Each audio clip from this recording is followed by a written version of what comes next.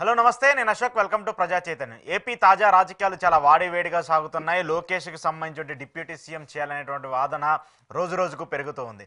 ఇటు టీడీపీ నుంచి ఆదేశాలు ఇచ్చినప్పటికి కూడా ఎవరు కూడా ఈ అంశం గురించి మాట్లాడొద్దని చెప్పినప్పటికి కూడా మళ్ళీ మంత్రులు, ఎమ్మెల్యేలు, లీడర్లు అందరూ కూడా ఈ అంశాన్ని పదే పదే తెర మీదకి తీసుకొస్తున్నారు. అయితే దీని వెనకాల కూడా ఒక కుట్ర కోణ రాజకీయం ఉందనేది కూడా తెలుస్తూ ఉంది. కావాలని చెప్పేసేసి లోకేష్ని మళ్ళీ అధికారంలోకి తీసుకురావడానికి చంద్రబాబు నాయుడు సైలెంట్గా తన పావులు కదుపుతున్నారంటూ కూడా ఎవరికి వారు మాట్లాడుతూ వస్తున్నారు. ఇక మరోవైపు జగన్మోహన్ రెడ్డికి సంబంధించి ఆయన బెయిల్ రద్దు అవుతుంది, ఆయన అరెస్ట్ చేస్తారంటూ కూడా గత కొంతకాలంగా టీడీపీకి సంబంధించిన మీడియాలో కావచ్చు, టీడీపీకి సంబంధించిన పత్రికల్లో కావచ్చు విపరీతంగా వార్తలు వేస్తూ వస్తున్నారు. అయితే ఇదే అంశానికి సంబంధించి రఘురామకృష్ణరాజు ఏదైతే సుప్రీంకోర్టులో పిటిషన్ వేశారో ఆయన కేసులకు సంబంధించి, దాని మీద కూడా సుప్రీంకోర్టు కొంత సీరియస్ అయింది. రఘురామకృష్ణరాజు మీద, ఆయన లాయర్ మీద కూడా కొంత ఆగ్రహం వ్యక్తం చేస్తూ వచ్చింది. ఈ కేసులకు సంబంధించి బదిలీ చేయడానికి కూడా కుదరదంటూ కూడా మాట్లాడుతూ వచ్చింది.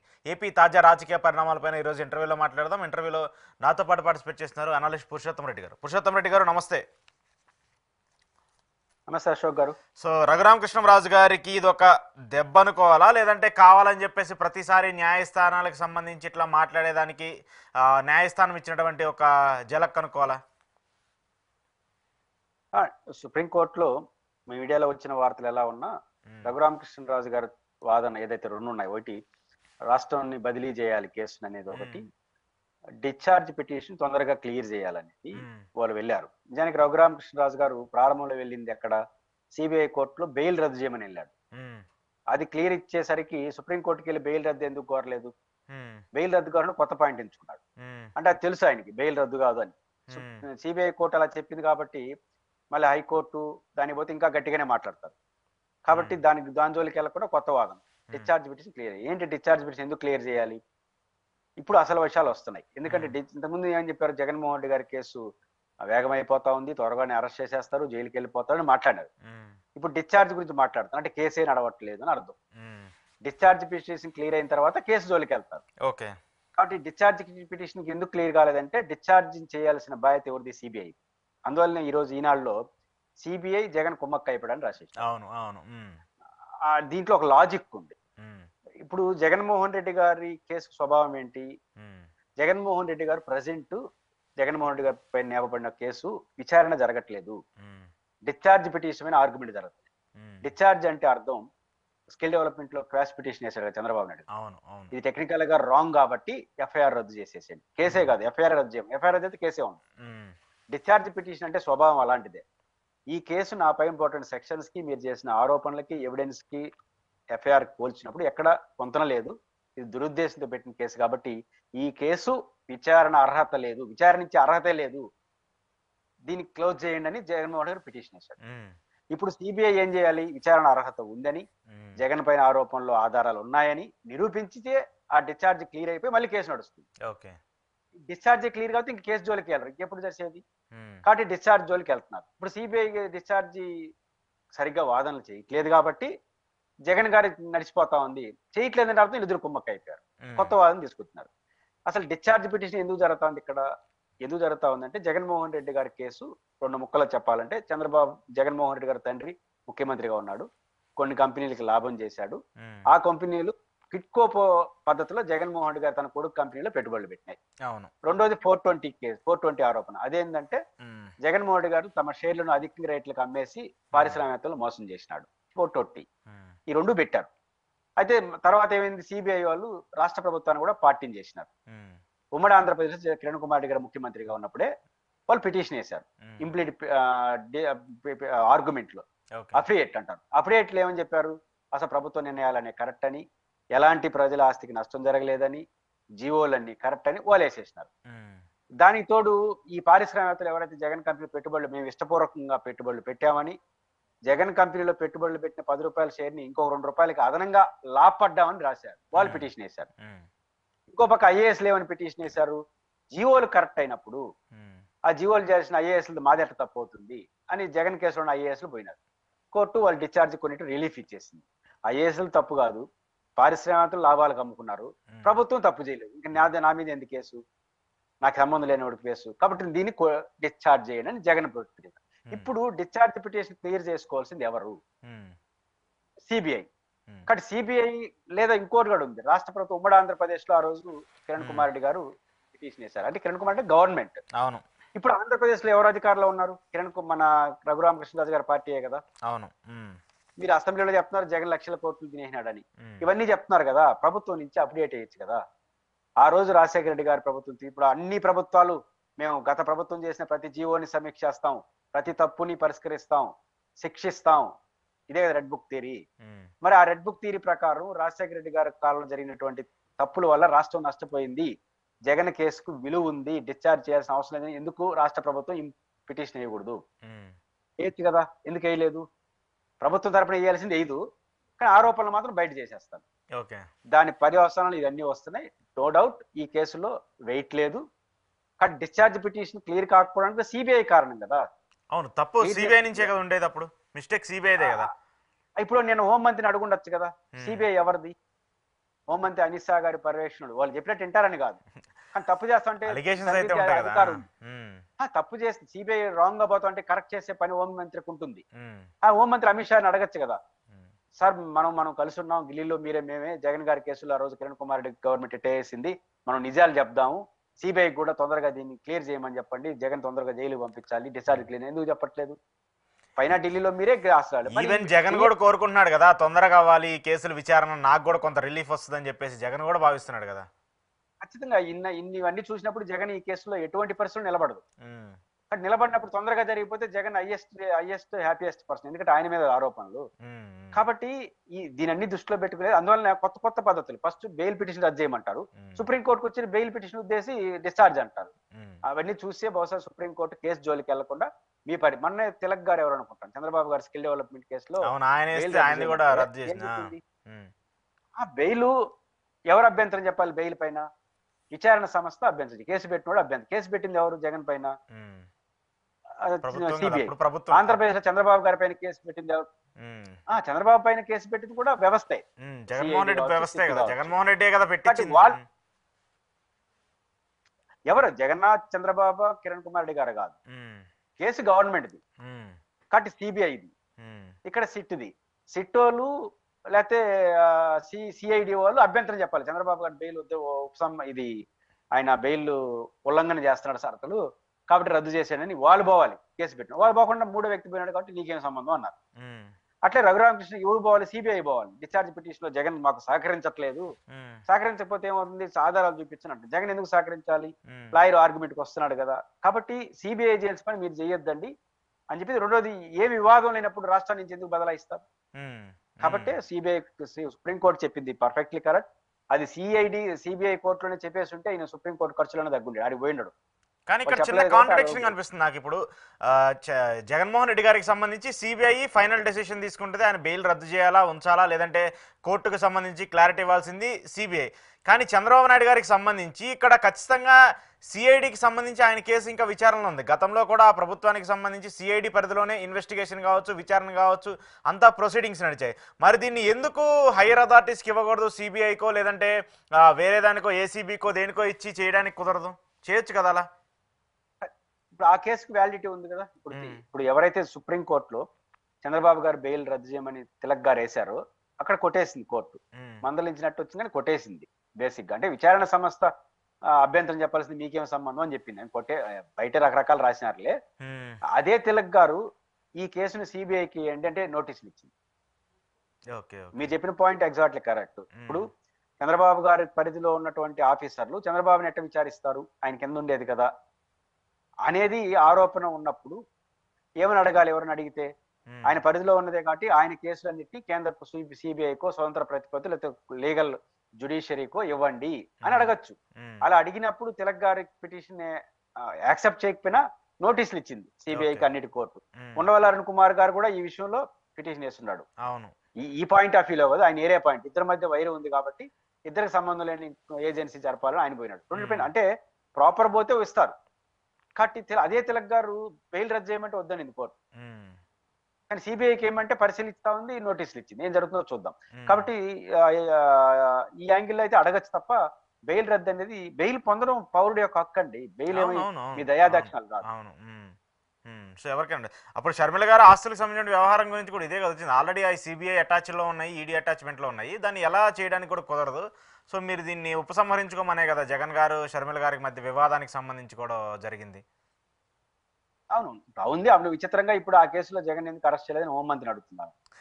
అంటే ఆ ఆ, వివాదాస్పద కేసుల్లో అన్నను అరెస్ట్ చేయాలి. ఉమ్, ఆ వివాదాస్పద విచారణ సంస్థలోని ఆస్తులు మాత్రం సమంగా కావాలి. ఉమ్, ఉమ్, అంటే ఏ ఏ కోర్టులు విచారిస్తున్నాయో, ఓకే. జగన్మోహన్ రెడ్డి గారు ఏ కేసుల్లో అరెస్ట్ చేయమని ఆమెను అడుగుతుందో ఉమ్, ఆ కేసులు మాత్రం అరెస్ట్ మాత్రం జగన్ కి, ఉమ్, ఆ ఆస్తులు మాత్రం మనందరికి సమానం. ఓకే. ఓకే.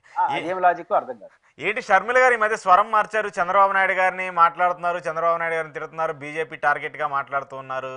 జగన్మోహన్ రెడ్డి 5 ఏళ్ల అరాచక పరిపాలన చేస్తే మరి మీరేం చేశారు ఈ 8 నెలల పాటు, ఈ 7 నెలల పాటు అంటూ మాట్లాడుతూ వస్తున్నారు. ఎందుకు రివర్స్ అటాక్ ఏమైనా మొదలు పెట్టారా? అటాక్ వరకు వెళ్ళలేదు. ఆ, స్వరం మారక తప్పదు. ఉమ్. స్వరం మారకపోతే ఆమె మార్చేస్తారు. ఇంకా అది ఎండికి వచ్చింది కదా, ఒక దశకు వచ్చిన తర్వాత స్వరం అవునవునవునా. మారాలి లేదా ఆమె మారాలి. ఉమ్, అంటే ఇప్పుడు ఆమె మారిపోతుంది అనుకునే పరిస్థితి వచ్చిందేమో తెలియదు, కానీ అనివార్యం ఇది పెరగాలి. ఎందుకంటే యాజ్ ఎ పిసిసి చీఫ్ ఉమ్, ఆమె మామూలుగా ఎంత కాదన్న కాంగ్రెస్ లో ఈ ఆ, పైరవీలు ఎక్కువ ఉంటాయి. ఉమ్, పిసిసి అధ్యక్షురాలు ఒకటంటే వీళ్ళు 4 గణాల కింద వాళ్ళు. అవును.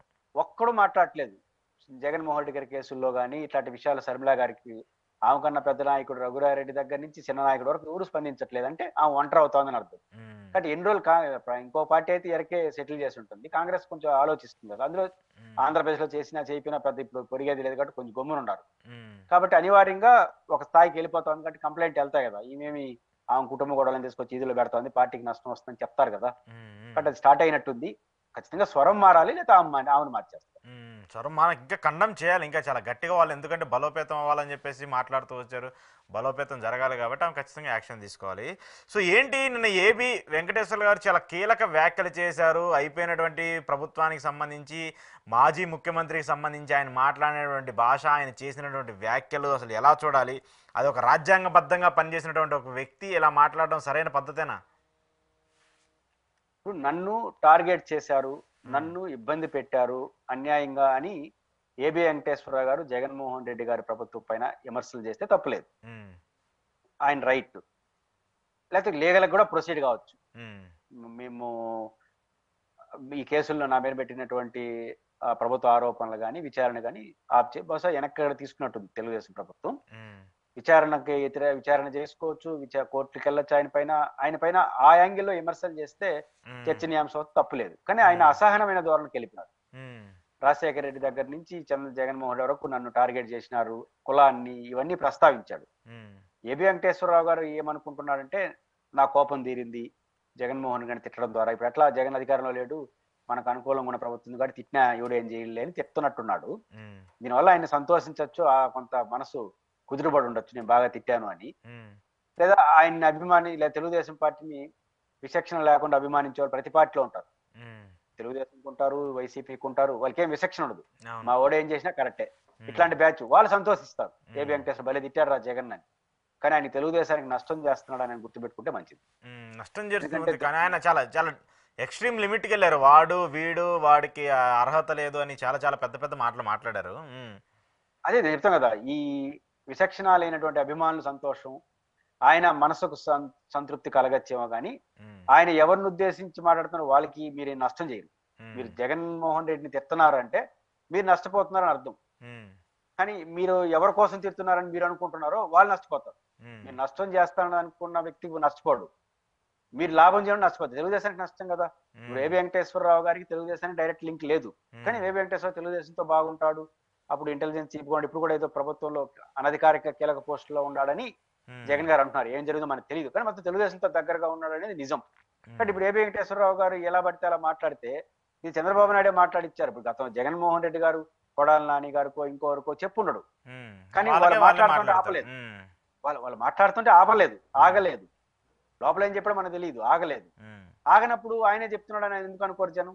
కాబట్టి ఒక చంద్రబాబు నాయుడు గారిని, ఒక భువనేశ్వర్ గారిని, తర్వాత నిమ్మగడ్డ రమేష్ కుమార్ సంబంధించిన కొంతమంది, ఏదైనప్పుడు కూడా చాలా మంది పైన ఆ రోజు అసభ్య పదజాలాలు వాడిన కారణంగా వాడిన వాళ్ళు ఉత్సాహంతో వాడుండొచ్చు, కానీ వారించకపోవడం, నివారించకపోవడం వల్ల ఇవన్నీ జగనే చేశాడు అనుకున్నారు జనం. అల్టిమేట్ గా నష్టపోయింది జగన్. ఫైనల్ చూసేది జగన్నే కదా, ఎవరైనా కూడా పార్టీకి సంబంధించిన కూడా అదే జరుగుతుంది.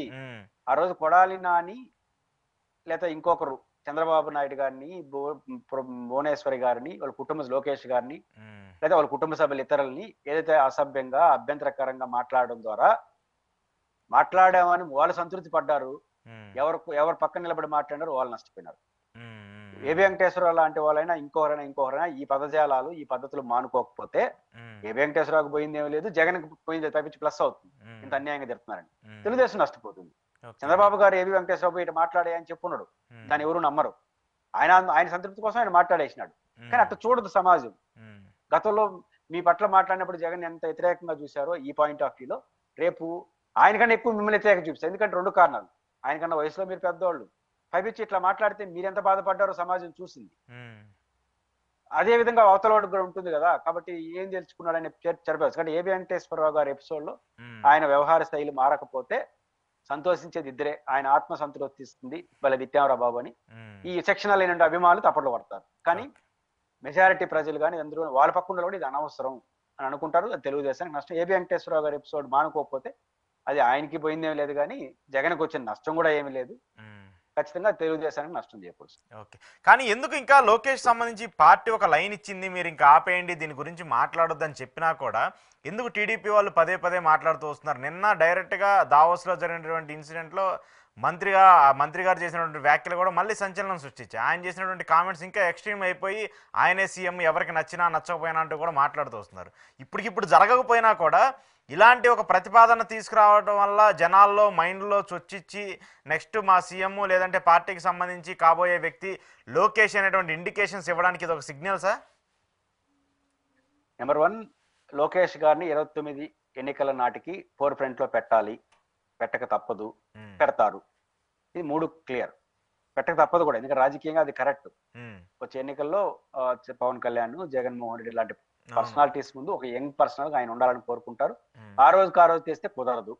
సో ఖచ్చితంగా 29 నాటికి ఒక ప్రయత్నం అయితే జరుగుతుంది. 29, 28, 27, 24 మనకు తెలియదు, 26 తెలియదు, కానీ చేస్తారు, జరుగుతుంది.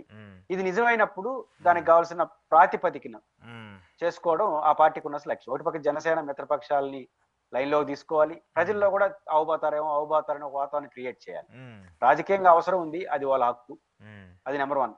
నెంబర్ 2, ప్రాతిపదిక ఏర్పాటు చేసుకోవాలి. ఇప్పుడు సినిమాలో కూడా ఒకేసారి సినిమా రిలీజ్ చేయరు కదా, పోస్టరు, ఆ తర్వాత ట్రైలరు, ఆ తర్వాత అదన్నీ ఎందుకు చేస్తారు? సినిమా బాగుపోవడానికి. కాబట్టి లోకేష్ గారు ఇంట్రెస్ట్ గా లోకేష్ గారిని ఎస్టాబ్లిష్ చేసే చేస్తారు, తప్పు కూడా కాదు రాజకీయాల్లో, అది చేస్తున్నారు. మీరు అన్నట్టు ఆగట్లేదంటే నేను ఇంతకుముందు ప్రస్తావించినట్టు ఒక ప్రణాళికబద్ధంగా వాళ్ళు ప్రయత్నం చేసిన ఎందుకు అవుతాయి? అది ఆగో కదా, తెలుసో తెలియకుండా. ఇప్పుడు శ్రీనివాసరెడ్డి గారు చర్చ స్టార్ట్ చేశాడు కడప జిల్లా నుంచి. వ్యక్తిగతంగా నాకు ఆయన పరిచయం లేదు, కానీ ఆయన గురించి తెలుసు. మంచి వ్యక్తి, వివాదరహితుడు, తొందరపడడు, పద్ధతిగా ఉంటాడు. ఇవన్నీ శ్రీనివాసరెడ్డి గారికి ఉన్నటువంటి మంచి పేరు. అలాంటి వ్యక్తి చంద్రబాబు నాయుడు పైపించి ఆయన polit bureau member. Polit bureau highest నిర్ణయాత్మక బాడీ. చంద్రబాబు గారు ఎప్పుడు టచ్ లో ఉంటాడు, ఫోన్ లో టచ్ లో ఉంటాడు. జగన్ కాదు కదా టచ్ లో ఉంటాడు, ఆయన టచ్ లో ఉంటాడు పొలిట్ బ్యూరోలో. పోయి పొలిట్ బ్యూరోలో ఫోన్ లో చెప్పొచ్చు, లేదా డైరెక్ట్ పోయి కలిసి చెప్పొచ్చు కదా. ఈనాడు చంద్రబాబు నాయుడు పబ్లిక్ మీటింగ్లో ఎందుకు మాట్లాడినాడు? చర్చకి లేవనే తీయాలని. చంద్రబాబు గారు వారించాడా? వారించలేదు. తర్వాత సోమిరెడ్డి చంద్రబాబు ఎవరు? చిన్న వ్యక్తి, పెద్ద పర్సనాలిటీ, వాళ్ళు కూడా ఫోన్ లో టచ్ లో ఉండరు. వాళ్ళు చెప్పారు అంటే కీలకమైన వ్యక్తులు. మొన్న అనిత గారు ఎవరో మాట్లాడినారు, అనిత గారు కూడా అవ్వచ్చేమో, తప్పేముందని మాట్లాడినారు. మీరు ఏ డిబేట్ లో చూడండి, తెలుగుదేశం నాయకులందరూ లోకేష్ వీరుడు, సూర్యుడు, గొప్పవాడు, అసలు ఈ రోజు ప్రభుత్వం రావడానికి ఆయనే కారణం, అవన్నీ మాట్లాడి ఇది మా మధ్య ఇదే మాట్లాడేది లేదంటారు. ఇవన్నీ లేనప్పుడు ఒక ముక్క కూడా ఇవన్నీ చెప్తున్నారు. ఇప్పుడు లోకేష్ గారు ఉప ముఖ్యమంత్రి అనే విషయం కొంతమంది తొందరపడి చెప్పినారు, కొంతమంది ప్రేమతో చెప్పినారు. అది మా మధ్య ఇప్పుడు లేదు. అది టీవీ డిబేట్ లో వాళ్ళు ఉపన్యాసాలు, అది ఒక్క ముక్కలో చెప్పవచ్చు. కానీ 100 ముక్కలు ఇవన్నీ చెప్తున్నారు. లోకేష్ గారు ఎట్లా పార్టీని గెలిపించినాడు, ఎట్లా ఇంపార్టెంట్ వ్యక్తి, ఆయన చాలా గొప్పవాడు, ఇవన్నీ చెప్పేసి చెప్పడం. రెండోది చేసిన వాళ్ళు తప్పు అని అనట్లా, ఉత్సాహం కొద్ది చెప్తున్నారు, వాళ్ళని మేము తప్పు కూడా పట్టమంటారు. ఇది ఖండనలు చేసేవాళ్ళు కూడా. ఇవన్నీ ఒక ఎత్తు. రెండోది నిన్న ఎప్పుడో మీరే ప్రస్తావించారు, ఆదేశాలు వచ్చాయి అమరావతి నుంచి అన్నారు. ఆ 24 గంటల తిరగక ముందుగానే ఏకంగా అమెరికాలో చంద్రబాబు మంత్రి అన్నాడు కదా. ఈ ఆదేశాలు నిజంగా ఆదేశాలు ఏంటి అని అనుంటాడా? మిగతా వాళ్ళ సంగతి పక్కన పెడతాం. ఆదేశాలు వచ్చినాయి కదా, ఆదేశాలు వచ్చిన తర్వాత కూడా ఎందుకు మాట్లాడినాడు? ఇప్పుడు దాంట్లో లాజిక్ ఉంది. భవిష్యత్ ముఖ్యమంత్రి రేపు గట్టిగా మీలాంటి జర్నలిస్ట్ అడిగితే ఉంటారు, భవిష్యత్ అంటే 29 కూడా కావచ్చు కదా అంటాడు.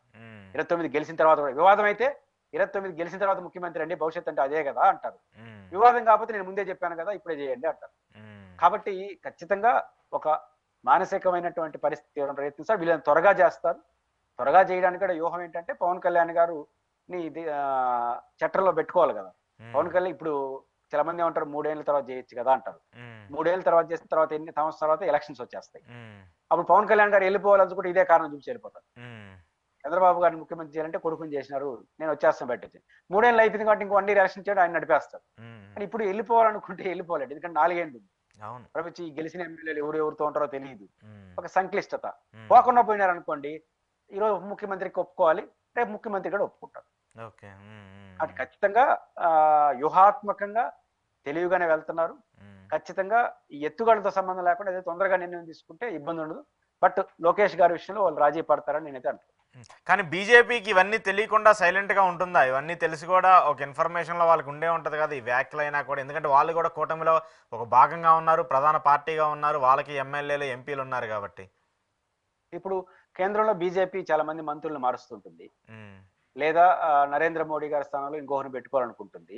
నేను చంద్రబాబు నాయుడు అడుగుతున్నారా వాళ్ళు ఏమన్నా మద్దతు ఇస్తున్నాడు? చంద్రబాబు గారి మద్దతు కూడా క్రూషియల్. ఎందుకంటే ఈ బీజేపీ సొంత మెజార్టీ లేదు. అంటే చంద్రబాబు నాయుడు గారికి ఏం అవకాశం ఇస్తారు? మేము మంత్రివర్గంలో విస్తరిస్తారనుకుంటున్నాం, మీ వాళ్ళని ఉండే వాళ్ళని తీసేవాళ్ళని కొత్త వాళ్ళని చేర్చుకోవాలన్నా వాళ్ళు ఛాయిస్ ఇస్తారు. మీకు ఛాయిస్ అప్పుడు చంద్రబాబు నాయుడు గారు కూడా ఇప్పుడు పవన్ కళ్యాణ్ గారు నాగబాబు గారిని మంత్రివర్గంలో తీసుకుని అడిగారు, యాక్సెప్ట్ చేశారు. కానీ తెలుగుదేశం పార్టీకి ముఖ్యమంత్రి అది క్లియర్ అయిన తర్వాత ఎవరు ముఖ్యమంత్రిగా ఉండాలి, ఎవరు ఇంకో ప్లేస్ లో ఉండాలని మనం ఎట్లా నిర్ణయిస్తాం? కాబట్టి బీజేపీకి ఏం సంబంధం? కాబట్టి ఎప్పుడు సంబంధం చేసుకుంటే అధికారికంగా సంబంధం లేదు, నైతికంగా సంబంధం లేదు, కానీ రాజకీయంగా సంబంధాలు ఉంటాయి. ఎప్పుడు ఉంటాయి? తమిళనాడులో కొన్ని పరిణామాలు, జయలలిత గారు మరణానంతరం శశికళ వచ్చింది, ఆమె పైన కేసు వచ్చింది, లోపల పెట్టారు. దాంతో ముఖ్యమంత్రిగా ఆమె అనుకున్నారు కాబట్టి వేరే వాళ్ళు పెట్టారు. తర్వాత కాలం పళనిస్వామి ఉన్నాడు, ఆయన అనుకున్న పెడేహారు, ఆయన కేసులో తీసుకున్నారు. అంటే కింద పార్టీలో క్రైసిస్ వచ్చినప్పుడు నువ్వైనా నేనైనా జోక్యం చేసుకుంటాం. కాబట్టి తెలుగుదేశంలో క్రైసిస్ వస్తే జోక్యం చేసుకుంటారు తప్ప కూటమిలో క్రైసిస్ పోంటే పో అంటారు. 134 సీట్లు ఉన్నాయి, వాళ్ళకి ఏమి ఇబ్బంది? కాబట్టి బీజేపీ ఈ దశలో జోక్యం చేసుకోదు. బీజేపీ జోక్యం చేసుకోవాలంటే తెలుగుదేశంలో సమస్య వస్తే జోక్యం చేసుకుంటుంది. ఎందుకు జోక్యం? సర్దిద్దడం కోసం కాదు, దాన్ని పెంచడం కోసం, పరిణామాలు తనకు అనుకూలంగా మార్చి. ఇది ఏ పార్టీ అయినా చేసేది అదే. కాబట్టి తెలుగుదేశంలో సమస్య లేదా, తెలుగుదేశంలో అందరూ లోకేష్ ఒప్పుకుంటారు. ఈ ఒక ప్రచారం జరుగుతుంది, కాంగ్రెస్ నేతలు, కాంగ్రెస్ వ్యక్తులు జగన్మోహన్ రెడ్డితో టచ్లో ఉన్నారు, లేదంటే వాళ్ళు ఖచ్చితంగా పొత్తుకు సంబంధించి ఇప్పుడు గతంలో బీజేపీతో జగన్మోహన్ రెడ్డి ఉన్నా కూడా ఇప్పుడు అలాంటి పరిస్థితి లేదు, కూటమి నుంచి వాళ్ళు బయటకు వచ్చే పరిస్థితి ఉండదు. కాబట్టి ఖచ్చితంగా లోకల్ పార్టీస్కి ఒక ఆల్టర్నేటివ్గా ఎదిగే ప్రయత్నం కావాలి. కేంద్ర పార్టీలో లేదంటే నేషనల్ పార్టీలు సపోర్ట్ లేకుండా ఇక్కడ రాజకీయం చేయలేనటువంటి పరిస్థితిని మనం చూస్తూ వచ్చాము. అలాంటి అవకాశాలు అంటే ఇప్పటి నుంచే జరగకపోవచ్చు, కానీ ఇన్ ఫ్యూచర్లో కూడా జరిగే అవకాశాలు ఉంటాయి. మళ్ళీ ఎందుకు ఇప్పుడు అమిత్ షా వచ్చిన తర్వాత ఇలాంటి చర్చ ఎక్కువగా జరుగుతుంది, లేదంటే టీడీపీ కావాలని చెప్పేసి ఇలాంటి ఒక కాన్స్పరెన్సీని తీసుకొస్తుందా? బీజేపీ కాంగ్రెస్ ఎవరైనా సరే 2029 ఎన్నికలు అందరికీ చాలా ఇంపార్టెంట్. 29 ఎన్నికల్లో బీజేపీ కూడా ఉత్తరాదిలో కొంత మద్దతు కోల్పోతున్న సమయంలో రేపు ఉత్తరప్రదేశ్ రాష్ట్ర ఎన్నికలు ఎస్పీ గాని గెలిచిందంటే మరిన్ని ప్రాంతీయ పార్టీల మీద ఆధారపడ తప్పదు. కాబట్టి సహజంగా అందరితో టచ్ లో ఉంటారు. మనకు రాజకీయంగా విభేదించే వాళ్ళతో టచ్ లో ఉంటారు, కాంగ్రెస్ తప్ప అందరితో టచ్ లో ఉంటారు. అంటే కాంగ్రెస్ కూడా అందరి మద్దతుతోనే అధికారులు రావాలి తప్ప ఒంటరిగా రాలేదు, ఆశలు కూడా లేవు. కాబట్టి వాళ్ళు కూడా పైపించి జగన్ బీజేపీతో డైరెక్ట్ గా లేడు కదా, కాబట్టి వాళ్ళకి ఇబ్బంది కూడా లేదు. టచ్ లో అంటే అనధికారికంగా వ్యక్తిగత సంబంధాలతో టచ్ లో ఉంటారు తప్ప అధికారికంగా ఇప్పుడు జగన్మోహన్ రెడ్డి గారు టచ్ లోకి వెళ్ళడు, అతనికి నష్టం కూడా. కాబట్టి జగన్మోహన్ రెడ్డి గారు ఎలక్షన్ దరిదాపుల్లోకి వచ్చేంత వరకు ఆయన జాతీయ స్థాయి రాజకీయాల విషయంలో ఇది విధంగా ఏ నిర్ణయం తీసుకోడు. అలాంటి దశలో ఉన్న నాయకుడితో టచ్ లో ఉంటే కర్కసి టచ్ తప్ప కాంక్రీట్ టచ్ అయితే ఉండదు. బట్ ఎన్నికలకి ఒక 1 year ముందు దేశ రాజకీయాలు కొంత అర్థం అవుతాయి కదా, ఎవరు గెలుస్తారు, ఊరు పోతారు, అప్పుడు దానికి అనుకూలంగా స్టెప్స్ తీసుకునే అవకాశం, అంతవరకు కాంక్రీటైజ్ అయితే కాదు. సో ఇప్పట్లో అయితే జరగవచ్చు, కానీ రాబోయే రోజుల్లో జరిగే అవకాశాలు ఉంటాయి. Thank you sir, thank you very much. ఇది పురుషోత్తం రెడ్డి గారితో ఈరోజు స్పెషల్ ఇంటర్వ్యూ. చూస్తూనే ఉండండి ప్రజా చైతన్యం.